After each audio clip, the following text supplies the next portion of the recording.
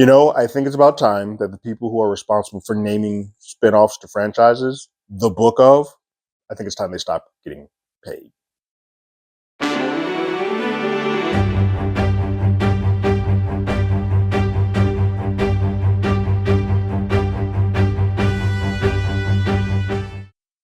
Hello, everyone. Terrence here with Hollywood Art. If you haven't already, go ahead, like, share, subscribe to the channel, leave a comment, ring that bell below. Anytime we have something, you will be among the first to know. I'm back. Went on vacation for a little bit to go to Hawaii and returning. So I have not forgot about my poker face. I'm going to still feed you guys, get those reviews done. I got to catch up. I've seen two of them. I just haven't reviewed them yet. But I've also still watched a couple of movies in my time away. And I feel like one thing that I've sort of gotten away from on this channel is doing movie reviews, which sucks because that's sort of what the basis of what I like to do here. I got more sucked into the TV show stuff. Some of that's because of time, some of that's because of what I could see, but I am making it a point now to do more of them. And I saw a couple of movies over the last couple of weeks that I wanted to discuss. This being the first and one of them. It's from the book of, I hate this title, from the Book of John Wick, Ballerina. Um, I, these titles need to stop, from the Book of Boba Fett, from the Book of Saul with Spiral. Like this, there's got to be a better way to do this, guys. Just, and I get it. You can't just call it Ballerina because there's going to be butts in the seats that you want to get, and that's not just going to cut it. There's got to be a medium, a middle ground to make this work. This film is called, I'm just going to call it Ballerina from this point on, starring Ana De Armas as Eve Macaro, who, like our original protagonist, John Wick, something happens to her. She witnesses the death of her father in front of her. And she's taken by a familiar face to the John Wick world, from that scarring incident to the Roma Ruska, by the Russians who were the ballerinas in the John Wick franchise. If you watch 1 through 3 or 4, you would have seen them appear. Angelica Houston's character was the lead of the Roma. She was the director. And so she ends up with them. And through that, she gains the skills, the knowledge, the sort of calloused toughness to become an assassin and a part of that world. And she ends up sort of going toe to toe with and finding out who the people were that were responsible for her father's death. And yeah, I gotta say, this movie is probably way more fun than I think anybody going into it thought it would be. This was a movie that was mired in some reshoots and controversies about like who's reshooting, who's responsible for the reshoot.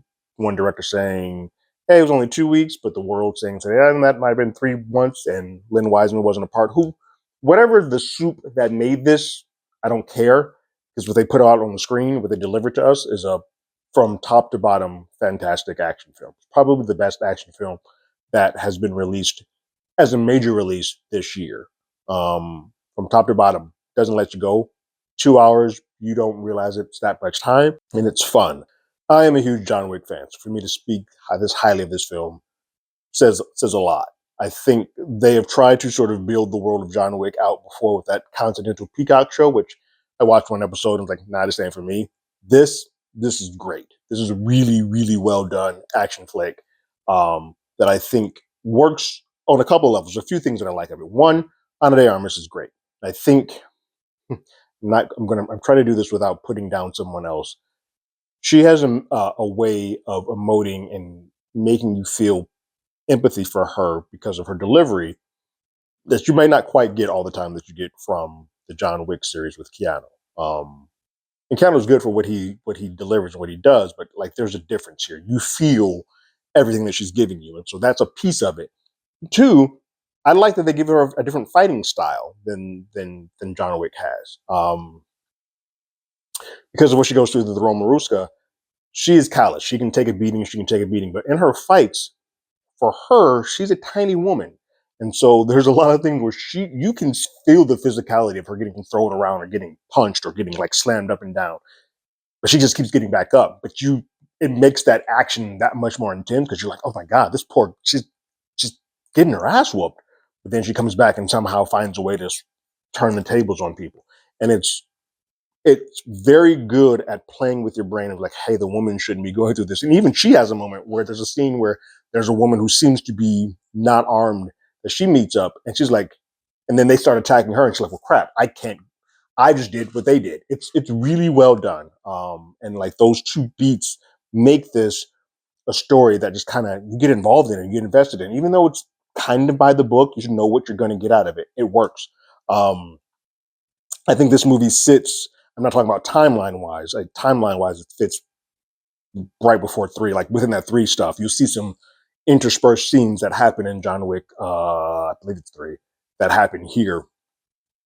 But I mean the bigness of the story. This feels like the story is as small and as intimate as the first John Wick, which is probably still my favorite before we get super big and world building and everybody's an assassin by the time we get to three and four, and sort of the start of the world building in two.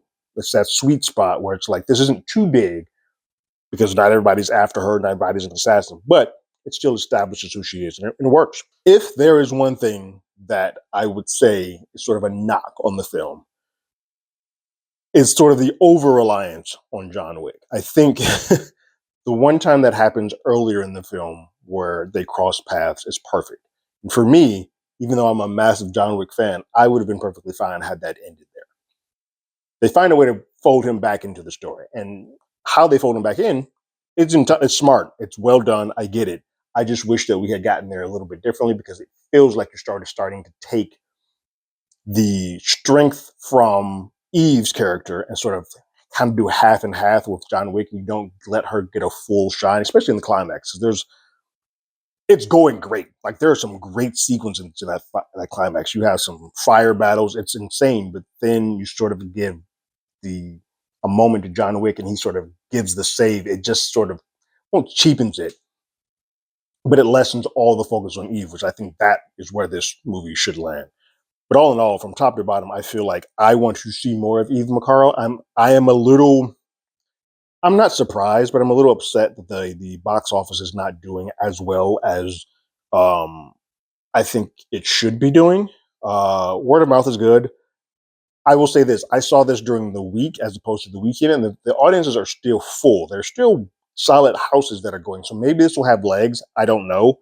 I think the word of mouth is helping it, and they might do sort of like the first, like put this against the first John Wick and see how that box office does, and maybe if we do a second one after one, it'll continue to go up. But I think this is a movie that everybody should be seeing in the theater, because there's some sounds in the way that things happen that you need to be in either an IMAX or a Dolby to sort of hear the grunts and the punches and the things that happen in this movie. Ana De Armas is an action star, and I haven't seen anything like this probably since Charlize, probably in both Atomic Blonde and like Mad Max. Like a lot of these action sequences, you can tell are done and by her. Like her stunt person probably is there in some aspects, but there are a lot of shots that are keep focus on Anna's face, and you don't lose that. And because you don't lose that, you can tell that Anna went through all these stunts and all these choreographed fight sequences, and it is brutal. It feels like this is that perfect sort of side accoutrement, if you will, to the John Wick franchise, and is a perfect sort of place to build in that world. And I do hope that even with the way this finale ends, I hope we get to see Eve again, if not in her own film, at least in some version of whatever John Wick, because he's coming back, John Wick 5 returns, that we get to see sort of Eve play in that world. But on my scale of play it again, Sam, I didn't mind that. Once is enough, or give me a time stone so I never have to think about this again. This is going to be a play it again, Sam. This is a really, really good film. Bloody, action, fast paced. If you're a John Wick fan, it intertwines a lot of the things that you know about the Continental and Winston and the director, all those pieces. Everything sort of just folds together where this feels like this is the world that is just now starting to blossom out. And which is a good thing, because you don't want to, because John Wick has become so big and such the boogeyman, and like this man doesn't die. There's even some jokes in this about that. It's good to sort of take it back down a little bit to the grassroots a little bit, and maybe show somebody who is not as revered, is not as ominous as like, oh, if John Wick walks in the room, we're all in trouble. This one, you're like, I don't know. Seems like we might be able to take her out, and she still comes out for the better of it. It's really just a smart sort of play on it, and it works. It all works for me. What did you guys think about from the Book of John Wick, Ballerina? Go ahead and leave your thoughts and comments in the comments below. you haven't already, you can follow us on X at HollywoodADI. You can hit us up on email at HollywoodAlreadyDidIt@gmail.com. We also have a podcast with the same name. That's on Apple Podcasts, Spotify, anywhere that plays podcasts. We're there. I have seen A Simple Favor 2, which I will probably do next, and then I'll start catching up with those poker face folks, so you guys don't get too far behind. I know I owe you 3, I think, now. But like always, I got my ticket. You got yours.